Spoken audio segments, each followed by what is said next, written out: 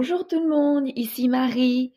Alors aujourd'hui, je vais reprendre ma petite liste d'économies que j'avais commencé l'année dernière et il me manquait les deux dernières, le loisir et les dépenses au quotidien.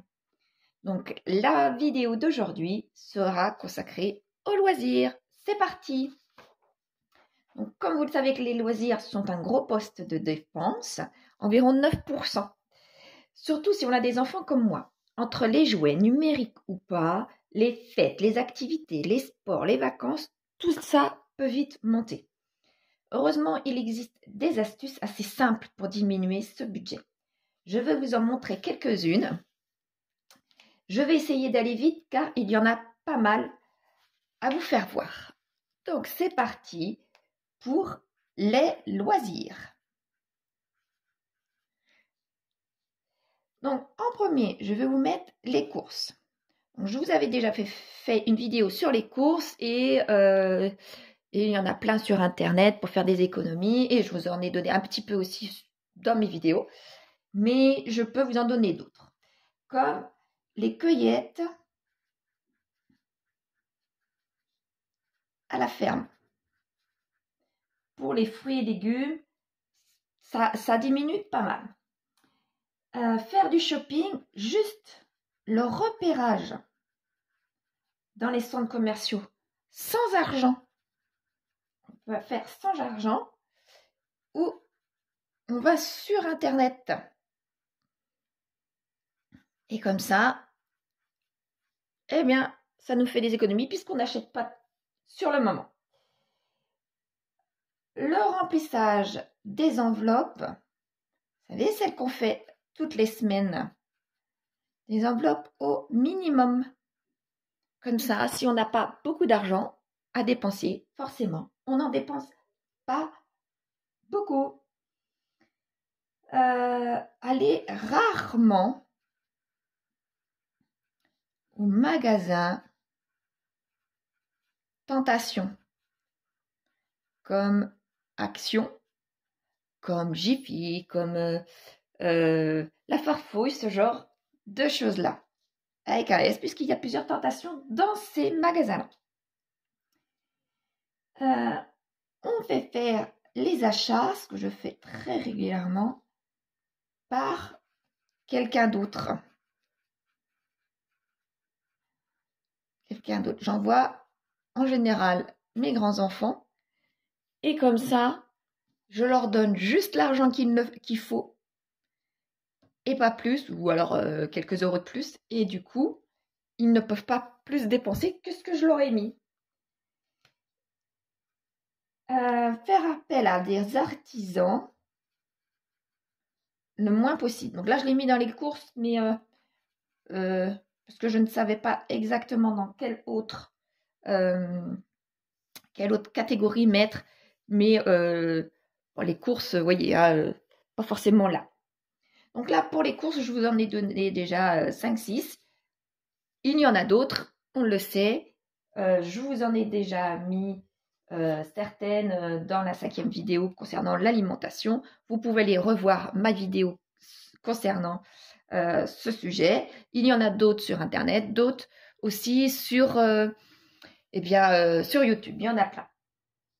Donc après, je peux vous mettre aussi la culture. Qui dit loisir dit culture, n'est-ce pas? Donc, pour le musée, les musées, on peut prendre des cartes d'abonnement. Bon, qui dit carte d'abonnement dit forcément aller régulièrement à ces musées ou alors aller les premiers dimanches de chaque mois à partir de novembre-décembre puisque c'est gratuit. Je vous fais voir 2 cartes d'abonnement que j'ai. C'est le Louvre et Versailles. J'en ai d'autres. Ça signifie qu'il faut y aller assez régulièrement. Il faut calculer ce que j'ai fait combien de fois dans l'année, parce que c'est des cartes de renouvellement d'un an, combien de fois dans l'année il faut y aller au minimum pour que ce soit rentable. Le Louvre et Versailles, c'est assez vite rentable si on y va 2-3 fois dans l'année, par exemple. Donc ça revient vite. Voilà. Donc, il y a le ciné aussi, concernant la culture. Donc, c'est pareil, des cartes d'abonnement ou des cartes à tarif réduit. Moi, mes enfants en ont par la communauté de communes de chez moi et ça leur permet d'aller au cinéma pour moins cher. C'est très avantageux, même plus avantageux de prendre cette carte-là que de prendre des tickets cinéma à mon travail. Donc, pour mes enfants, j'ai ça, mais c'est aussi, je sais, dans ma communauté de communes, pour les demandeurs d'emploi, pour les étudiants, pour les retraités. Vous voyez, il y a quand même pas mal de personnes qui peuvent en bénéficier. Donc, les cartes d'abonnement tout court, comme je vous disais, ça peut être sur plein de choses concernant la culture, le service culturel de la ville, enfin ce genre de choses-là. Vous avez des cartes d'abonnement. Ça, vous calculez combien de fois par an vous devez y aller minimum pour que ce soit rentable. Et si c'est rentable pour vous, vous pouvez le prendre.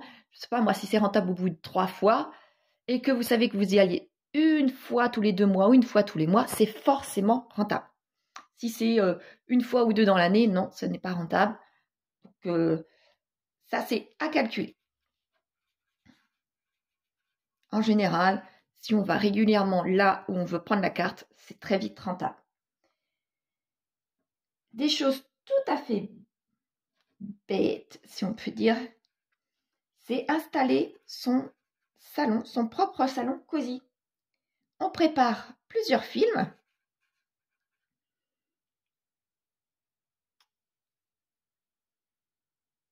Alors, on prépare plusieurs films. On prépare le salon.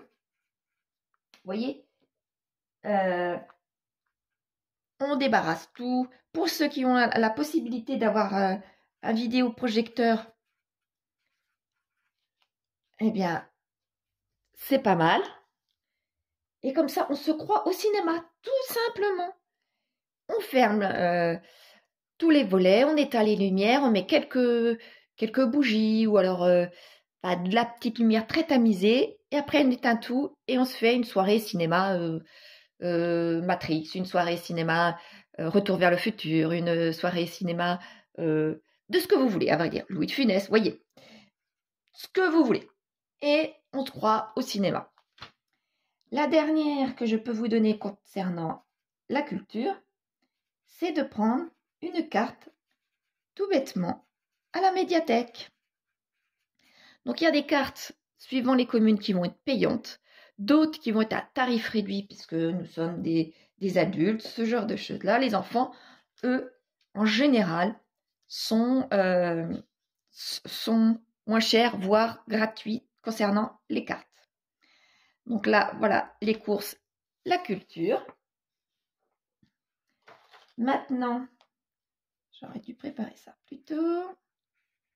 Maintenant, je peux vous mettre les jouets. Alors, il y a les jeux vidéo. Alors, les jeux vidéo peuvent être gratuits. Alors j'ai appris ça free to play. Nous, on n'appelait pas comme ça à la maison. Enfin, moi, j'ai pas retenu ce terme-là, mais les enfants sont certainement très, très au courant. Vous savez, c'est les bases. C'est les jeux où il y a un minimum, qui peut être plus ou moins important. Et puis après, il faut acheter les options pour pouvoir jouer le jeu soit plus complet, tout simplement. Et donc là, je mets les bases qui sont gratuites. Donc, les enfants, quand ils sont petits, les bases, ça leur suffit largement. Pour les jeux de société,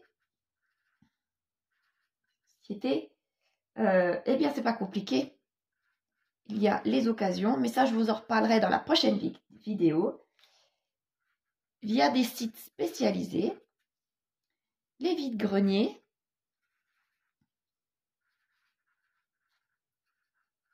les bourses jouets,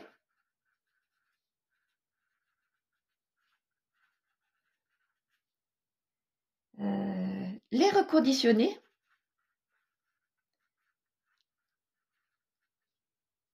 Les achats chez des déstockeurs. Vous savez, comme Nose, ce genre de magasin-là, il y a des achats. On peut faire des achats de jouets. Ici, on peut aussi troquer les jouets avec des personnes qu'on connaît ou des personnes qu'on ne connaît pas et qu'on fait savoir qu'on veut troquer les jouets. Donc voilà pour les jouets. Maintenant, on peut aussi faire des loisirs gratuits. C'est pas très très compliqué d'en avoir des gratuits, mais ça convient pas à tout le monde, ça j'avoue. Donc il y a des activités maison. Comme, alors je vous les mets en vrac, hein, le tricot, le crochet, qui reviennent à la mode. La couture, vous voyez, ça revient à la mode, même si ça ne convient pas à tout le monde, j'en conviens. Le jardinage. Alors, le jardinage, vous allez me dire, c'est pour ceux qui ont des maisons, mais pas seulement. Si vous avez une petite terrasse ou un balcon assez profond, même un tout petit balcon, vous pouvez mettre quelques plantes, quelques légumes. Et c'est du jardinage, ça vous permet de penser à autre chose. La cuisine. Alors là, on est doué ou on ne l'est pas, mais on peut être plus ou moins doué et aimer. Et aimer tout simplement et aller petit à petit. Et ça peut être un déstressant formidable. La gym. Alors, la gym, pilates, yoga. J'en ai fait... Ah, zut, excusez-moi, yoga. J'en ai fait, moi, tout simplement en regardant des tutos sur YouTube. Vous savez, il suffit de faire les recherches et on a ce qu'il faut. Les sorties. Maintenant. Les sorties comme les forêts, plan d'eau, plage, tout ça c'est gratuit. Les expos, certaines expos sont gratuites. Toutes ne sont pas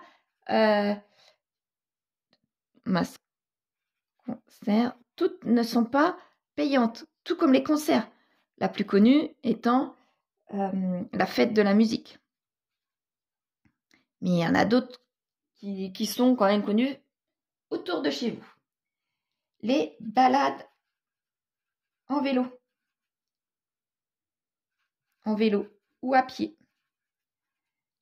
Vous savez, les fameuses balades dominicales.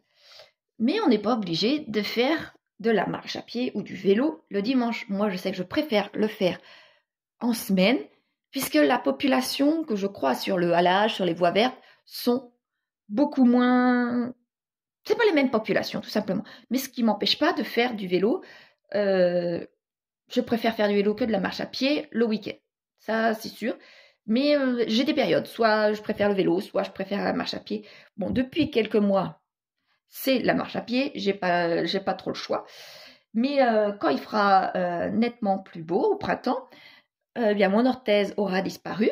Je pourrais refaire du vélo. Autant pour aller travailler que pour aller se balader tout simplement quand il fait beau.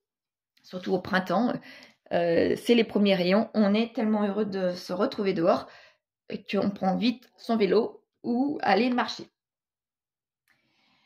Eh bien, les sports d'hiver, en hiver, enfin en montagne, il y a les randonnées aussi, les chemins de randonnée.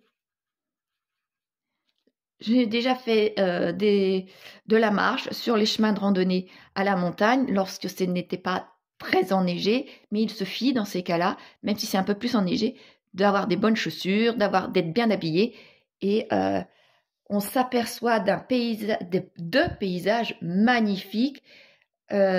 J'adore faire du ski alpin, mais faire de la randonnée, c'est voir la montagne d'une autre façon. Et en règle générale, moi j'ai toujours été sur des chemins de randonnée gratuits en montagne. Vous voyez le paysage, enfin la faune et la flore, mais différemment. Et c'est C'est franchement magnifique et gratuit. Donc, un autre loisir gratuit, c'est les aires de jeu. Les aires de jeu mises à disposition par nos communes. On en a de plus en plus. Si notre commune est trop petite ou on n'a pas, il y a toujours une commune autour de nous qui en a. Dans les grandes villes, il y a des quartiers où il y a des aires de jeu. Ne pas oublier lorsqu'on fait toutes ces activités, c'est de prévoir des collations et des jeux pour les enfants s'ils s'ennuient, tout simplement. Ça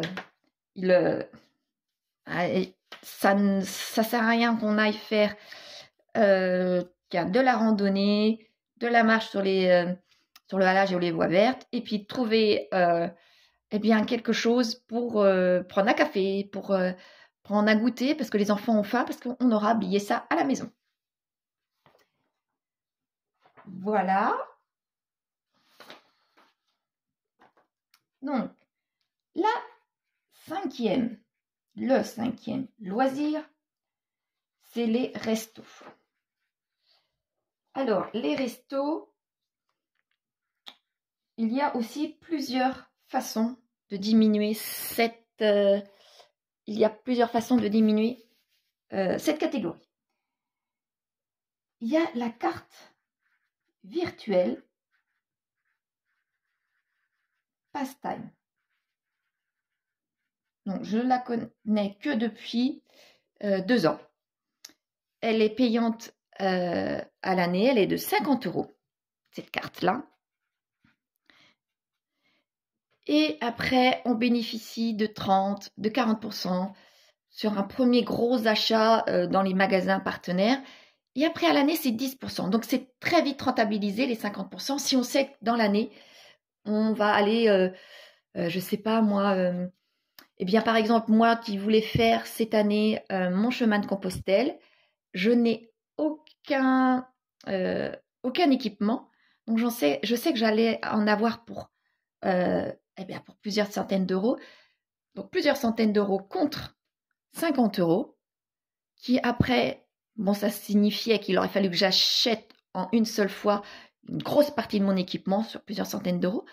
Mais en prenant l'exemple de, allez, je vais arrondir à 1 000 €, si j'avais 30% sur les 1 000 €, parce que je crois que c'est 30% pour la première fois, ça me faisait 300 € d'économiser. Et j'avais payé que cette carte-là 50 €. Donc pour celles qui me suivent, vous savez que je ne peux pas cette année aller au chemin de Compostelle, puisqu'il faut que je paie une partie de la voiture d'un de mes enfants. Donc, c'est toutes mes économies, mes défis de 2022 qui partiront dans cette voiture, et chemin de Compostelle attendra, puisque c'est bien, ça fait 20 ans que ça attend. Donc, pour les restos, on peut prendre l'apéro à la maison. Prendre l'apéro à la maison, ça permet quand même d'économiser environ entre 7 et 10 € par chez moi, en tous les cas, entre 7 et 10, 15 € d'apéro au restaurant. Donc, ça permet d'économiser un peu. Les applis, grâce aux applis, on peut avoir des tarifs moins chers, comme les Groupon, comme ce genre d'appli-là. Et surtout, prendre des menus. Prendre des menus et non pas prendre à la carte. À la carte, comme chacun sait, c'est beaucoup plus cher que de prendre des menus. Donc surtout, restez sur le menu. Ma 6e catégorie concerne le sport. Comme vous savez, le sport est très cher, mais on peut avoir une possibilité d'être remboursé par la société dans laquelle on travaille, par le CSE. Et par l'État aussi. L'État, pour les enfants par exemple, l'État en rembourse une partie. C'est passeport, je crois. Voilà. Oui, ça doit être ça, passeport. Et on peut économiser en se faisant rembourser une partie de nos licences, ou alors tout simplement prendre un sport moins cher. Moi, par exemple, c'est la natation et c'est la marche à pied. La marche à pied ne me revient pas très cher. La paire de chaussures éventuellement toutes les 3-4 ans. Et la natation, là par exemple, la natation, ce que je vais acheter pour la prochaine fois que je pourrai faire de la natation, c'est un bon maillot de bain, puisque j'ai pris un petit peu de poids en restant à la maison à cause de mon inactivité due à mon arrêt de travail, qui va durer plusieurs mois.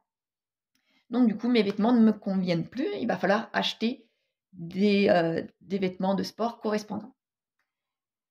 Alors, on peut aussi faire une autre solution, c'est les offres gratuites. Les offres gratuites pour les personnes qui aiment bien aller dans les salles de sport. Les offres gratuites sont régulières. Pendant une semaine, vous avez le droit d'aller à notre salle de sport et vous y allez autant de fois que vous voulez. Voilà. Les sports classiques. Vous savez, le sport, par exemple, là où je me suis blessée. Les premières séances sont gratuites en général. Tout dépend du club de sport. Tout dépend du sport en lui-même. Ça peut être de 1 à 2, 3 séances gratuites, les premières, pour nous attirer, pour savoir si on va aimer ce sport là où. Donc c'est en général entre septembre et octobre. On peut aussi pratiquer du sport sur les terrains. Comme je vous disais tout à l'heure, les terrains de plein air. Vous savez, les municipaux. Là, là, il y a pléthore. Donc, on peut faire. Moi, je sais ce que j'ai vu, un petit peu partout. Soit plusieurs, tout dépend de la grandeur de la ville, soit 1 ou 2 sports. Mais on peut faire du basket, de l'athlétisme, du foot, du tennis, du skate, du ping-pong, du roller. Vous voyez, même du roller qui sont à notre disposition. Donc, on peut en faire gratuitement sans aller dans une salle de sport, sans aller dans un club. On peut faire du sport grâce au terrain mis à disposition par nos communes. Voilà. Alors, et maintenant, voyons voir notre dernière page. Oui, il est déjà 23 minutes que je tourne. Pourtant, j'essaye d'aller vite. Hein. Alors, concernant les sorties. C'est pareil. On peut essayer de faire moins cher. Concernant les parcs d'attractions qui coûtent horriblement cher, plusieurs d'entre vous, tout simplement, font des enveloppes pour aller au parc d'attractions puisque ça coûte très très cher. Donc, on attend les promos ou des sites comme Groupon. La piste, pour ceux qui le peuvent financièrement, c'est une solution.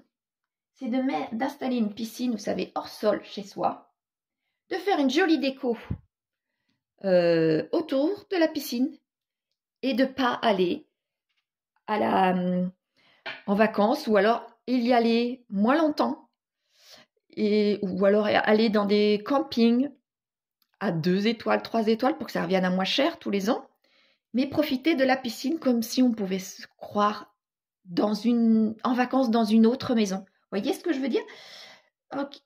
Par contre, c'est un investissement au départ, ça c'est clair, mais pour les personnes qui dépensent pour la location par an 1000, 1500, voire 2000 € rien que pour la location par an, eh bien, on peut se dire, bon, pendant 2 ou 3 ans, on va aller sur une gamme un peu plus inférieure, mais on aura notre piscine, eh bien, plusieurs mois par an.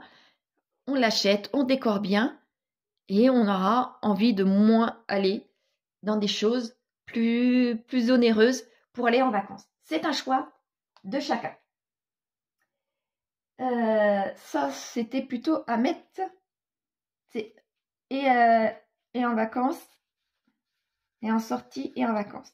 Donc là, je le remets parce que les deux sont valables. On peut aussi aller, je sais que par chez nous, on a ça. Yad, excusez-moi, surveiller. On peut aller à des plans d'eau, à des lacs où une petite partie a été emménagée en plage et on peut emmener les enfants pour la baignade surveillée. On peut se dire, allez, on prend une journée, une demi-journée pour aller là-bas. C'est gratuit, on prévoit à manger, on prévoit le petit goûter, on prévoit tout et c'est une journée gratuite. Il y a aussi pour les sorties des animations communales. Alors ça, c'est typiquement la foire de l'année dans la ville. Typiquement aussi, c'est le 24, pardon, la fête de la musique au mois de juin. Bon, ça maintenant, c'est pas que communal, c'est franchement national, voire même international. Mais vous voyez, c'est ce genre de choses-là qui est gratuite et c'est mis à disposition par les communes. Une chose que j'ai vue sur Internet, j'avoue, là, parce que je ne l'ai jamais fait de cette façon-là, on va au fast-food de notre choix, on prend un café, donc c'est pas totalement gratuit, on prend un café et les enfants jouent dans les structures qu'ils ont forcément toujours à côté. Vous savez, à côté de leur... en général, au niveau des tables de pique-nique à l'extérieur, des fast-food. Donc nous, ça nous coûte un café pour pouvoir les surveiller. On reste un petit peu là. Bon, forcément, on va rester moins longtemps que dans les autres. Hein. Ça, c'est forcé. Donc, on peut toujours aller là pour ceux qui n'ont pas d'autres possibilités. Concernant les sorties, voilà. Maintenant, les vacances. Comme c'est devenu un luxe, c'est ce genre de vacances, les vacances, tout le monde ne peut pas y aller. On peut choisir hors des périodes scolaires.